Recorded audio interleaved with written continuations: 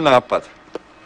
A ostali smo Nikica Samoborac, doktor Anđelić i ja, ostali smo sami da ih potisnemo do kraja. Njima poslije tog bova dolazi još tank, još jedan transporter u pomoć, još kamion vojske.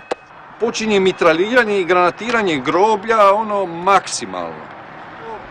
Bog je jako prisutan u tom stanju, ja to volim tako reći.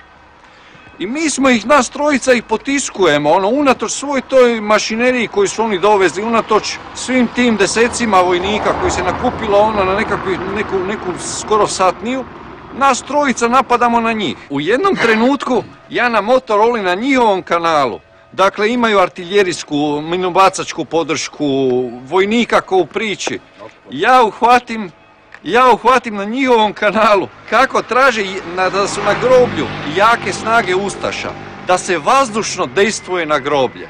Kad smo se mi počeli smijat, a grobovi frcaju oko nas, njih je masa, a nas trojica ih moramo vratiti natrag. I kad čuješ takvu izjavu, da oni zapravo vape za pomoć, da njih napadaju jake snage, to postane tragikomično zapravo. U tom trenutku došli smo na punkt od Beretke koji je bio prazan, šupljina, i ja nađem Gavrilovićevu paštetu. Od pola kila I taj dan nisam jeo, nije se stiglo, od jutra je počelo drndanje. Uzmem tu paštetu, sjednem u kuhinju, otvoreni prozor i počnem mazat po kruhu. A Nikica, Samoborac i doktor, jedno 5 metara dalje, zirkaju i gledaju i zove mene Nikica jedan puta. Odi zvona buj nam zbrisali. Ja kažem ništa, Gablic mi je, ko ih jebe.